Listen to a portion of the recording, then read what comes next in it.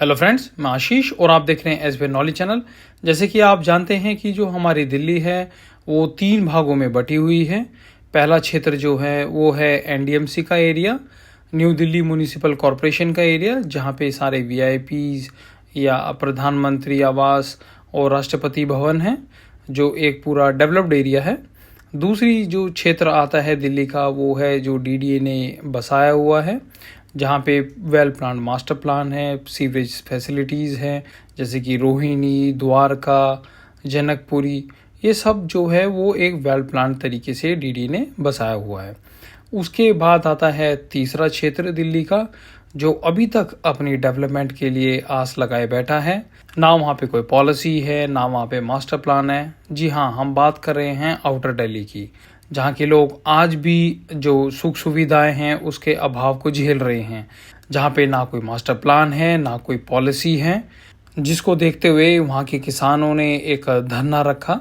और ये धरना पिछले 9 महीने से दौलतपुर गांव में रखा हुआ था, जिसमें आउटर दिल्ली के सारे जितने भी गांव हैं वो सब इकट्ठे हुए और उन्होंने जो सरकार है उससे मांग की कि आप जल्दी से जल्दी मास्टर प्लान 2041 को पास कीजिए और साथ ही land pooling policy, GDA policy और जो भी उनकी मांगे हैं उसको लेके उन्होंने एक धरना रखा हुआ था।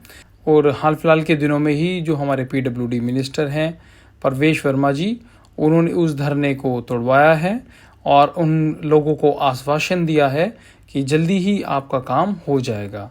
उनका कहना है कि जो आपकी मांग है मास्टर प्लान को लेके, उस पर काम चल रहा है, वो और अंतिम चरण में है और जल्दी उसको मंजूरी मिल जाएगी और वो आपके समक्ष आ जाएगा। और साथ ही साथ जो लैंड पूलिंग पॉलिसी में त्रुटियां हैं उनको भी सुधारा जाएगा और जो अपना दिल्ली डेवलपमेंट एक्ट है 1957 उसमें भी मॉडिफिकेशन की जाएगी और जो भी बाकी चीज़ें रहेंगी वो की जाएंगी, जिससे दिल्ली का जो तीसरा हिस्सा है वहाँ पे भी जो आउटर दिल्ली है उसमें भी डेवलपमेंट पहुँच सके। तो इस वीडियो में मैं आपको उन चीज़ों के बारे में बताता हूँ कि जो हमारे दौलतपुर के किसान थे वो किस चीज़ को लेके धरने पे बैठे थे और उनका क्या हल हो सकता है और सरकार ने उनको क्या आश्वासन दिया। तो चलिए स्टार्ट करते हैं अपनी आज की वीडियो।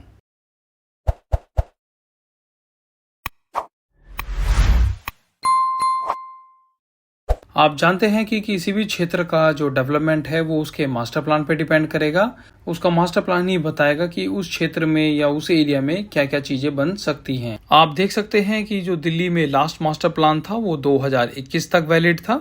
उसके बाद अभी तक कोई मास्टर प्लान नहीं आया है और मास्टर प्लान ना आने की वजह से जो दिल्ली का डेवलपमेंट है वो रुक गया है। तो पहला इशू जो है वो है मास्टर प्लान का, कि जल्दी से जल्दी जो 2041 का मास्टर प्लान है उसको रिलीज किया जाए। दूसरा है लैंड पूलिंग पॉलिसी और तीसरा है जीडीए पॉलिसी। तो मैं आपको लैंड पूलिंग पॉलिसी और जीडीए पॉलिसी के बारे में बताता हूं कि उसमें क्या दिक्कत आ रही है और सरकार उसको हल करने के लिए क्या क्या कदम उठाएगी। तो उसके बाद आती है दिल्ली की लैंड पूलिंग पॉलिसी, जो डीडीए ने जिसको 2018 में नोटिफाई किया था और इसके अकॉर्डिंग जो दिल्ली को 6 जोन में डिवाइड किया गया था, zone P1, P2, zone N, L और J, K1। इस पॉलिसी के अकॉर्डिंग डीडीए ने जो हमारे 6 जोन थे उनको 129 सेक्टर में डिवाइड किया था और उन 129 सेक्टर्स में ये कंडीशन रखी गई थी कि जब जो किसान हैं अगर वो 70% इकट्ठे होके अपनी लैंड को पूल कर लेते हैं तो वो सेक्टर जो है वो डेवलपमेंट के लिए तैयार हो जाएगा, क्षेत्र को डेवलप किया जाएगा। तो 60% लैंड है वो उन किसानों को वापस कर दी जाएगी डेवलप्ड लैंड, और जो 40% है वो डीडीए रखेगा जिसमें वो सीवर, रोड और बाकी इंफ्रास्ट्रक्चर बनाएगा। इस तरीके से दिल्ली की लैंड पूलिंग पॉलिसी थी। लेकिन आप देख सकते हैं कि 2018 से और अब तक इसमें जो वहाँ के किसान हैं उन्होंने ज़्यादा उसमें अभी तक इंटरेस्ट शो नहीं किया है। आप देखेंगे कि जो ऑरेंज है ये 21 सेक्टर है जिसमें 70% से ऊपर लैंड जो है को पूल कर लिया गया है, और जो आप डार्क ग्रीन में देखेंगे उसमें 35 से 69% तक जो लैंड है उसको पूल किया गया है, और जो लाइट ग्रीन है उसमें बिलो 35% तक लैंड पूल की गई है।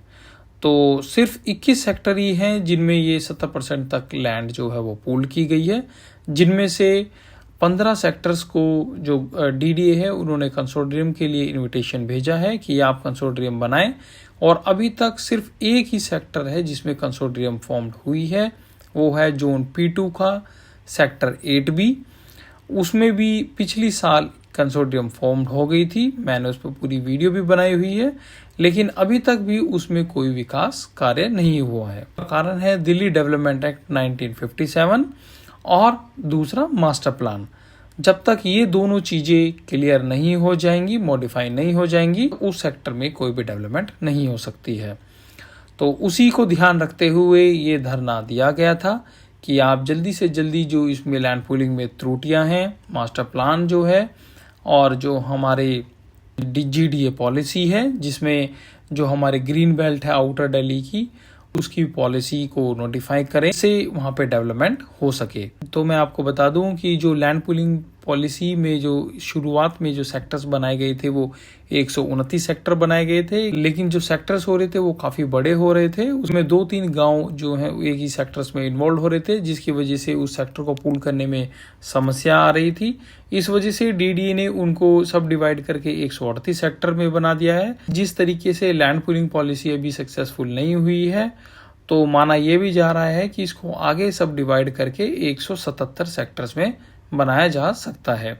और लैंड पूलिंग पॉलिसी को सक्सेसफुल करने के लिए जो गवर्नमेंट है वो ये 70% के क्राइटेरिया को भी थोड़ा कम कर सकती है, जिसमें जो दिल्ली डेवलपमेंट एक्ट है उसको मॉडिफाई किया जाएगा और लैंड जो है वो एक्वायर की जा सकती है। अगर किसान अपनी मर्जी से लैंड को पूल्ड नहीं करेंगे तो उसको फिर एक्वायरमेंट में भी डाला जा सकता है। जैसे आप सेक्टर 8B में देखेंगे तो वहाँ पे जो घड़ी खुसरो है वहाँ पे नोटिस जो है वो इशू किए गए हैं कि आपकी जो लैंड है वो रोड इंफ्रास्ट्रक्चर के लिए आ रही है, उसके बिना हमारा जो सेक्टर का इंफ्रास्ट्रक्चर नहीं हो पाएगा, तो आपकी लैंड को एक्वायर किया जाएगा। या तो आप उसको जो कंसोर्टियम है उसमें इन्वॉल्व हो जाइए, नहीं तो आपकी लैंड को एक्वायर किया जाएगा। और अगर आप बाद में उस कंसोर्टियम में इन्वॉल्व होते हैं तो जो 60-40 की रेशो थी उसको आपको कम कर दिया जाएगा। इस तरीके प्रावधान भी इस लैंड पूलिंग पॉलिसी या GDA पॉलिसी को इम्प्लीमेंट कराने के लिए सरकार ला सकती है। तो इन शर्तों को पूरा कराने के लिए दौलतपुर में धरना हुआ था, जिसको सरकार ने एक हरी झंडी दी है कि जल्दी ही इन चीजों पे काम होगा और land pooling policy, GDA policy और मास्टर प्लान को जल्दी इशू किया जाएगा, जिससे जो ये दिल्ली का तीसरा हिस्सा है, आउटर दिल्ली है, यहाँ पे भी डेवलपमेंट हो सके। साथ ही साथ डीडीए ने जो 15 सेक्टर जिनमें 70% लैंड पूल्ड हो चुकी है उनको कंसोर्टियम फॉर्मेशन के लिए उनकी डेट को एक्सटेंड करते हुए अब 31/7/2025 तक अपने सेक्टर्स में कंसोर्टियम फॉर्म कर सकते हैं। और जो बाकी सेक्टर्स हैं उनके लिए भी जो लैंड पूल के लिए विंडो है वो 31/7/2025 तक के लिए दोबारा ओपन कर दी गई है। तो ये थी हमारी आज की वीडियो जिसमें मैंने आपको धरने के जो पॉइंट्स थे उसके बारे में बताया। मैं आपको बता दूं कि मैंने लैंड पूलिंग पॉलिसी से रिलेटेड काफ़ी सारी वीडियोस बनाई हुई हैं कि उनका क्या एलिजिबिलिटी क्राइटेरिया होगा, कौन कौन से सेक्टर होंगे, कौन से जोन होंगे और उन जोन में कितने सेक्टर्स होंगे और उनके कहाँ से रोड जाएगी, उनका क्या सब डिवीजन होगा। तो मैंने लैंड पूलिंग पॉलिसी और GDA पॉलिसी के ऊपर डिटेल्ड वीडियो बनाई हुई है। लैंड पूलिंग पॉलिसी से रिलेटेड सारी वीडियोस का लिंक जो है वो डिस्क्रिप्शन बॉक्स में डाल दूंगा, आप उनको देख सकते हैं। तो ये थी हमारे आज की वीडियो। अगर ये वीडियो आपको अच्छी लगी हो तो इसको लाइक कीजिएगा, शेयर कीजिएगा, चैनल पे नए आए हैं तो चैनल को सब्सक्राइब कीजिएगा। मिलते हैं आपसे हम नेक्स्ट वीडियो में, तब तक के लिए जय हिंद, जय भारत, नमस्कार।